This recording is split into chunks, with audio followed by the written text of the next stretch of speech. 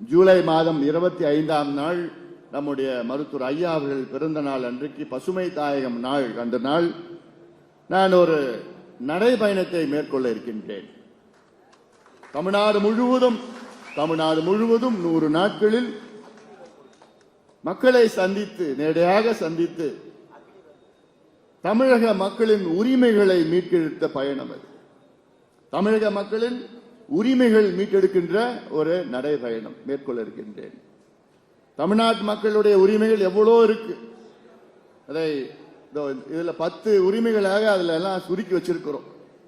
இந்த 10 உரிமைகளும் நாம் பெற்றுவிட்டால் நீங்கள் எல்லாம் வளர்ந்து விடுவீர்கள்.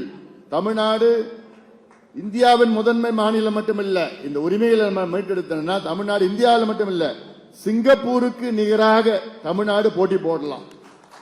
இன்னைக்கு உலகத்தில் சிங்கப்பூர் வளர்ந்த நாடு, இந்தியா வளர்ந்து கொண்டிருக்கின்ற நாடு, ஜப்பான் வளர்ந்த நாடு, தென்கொரியா வளர்ந்த நாடு ஆசியாவில்.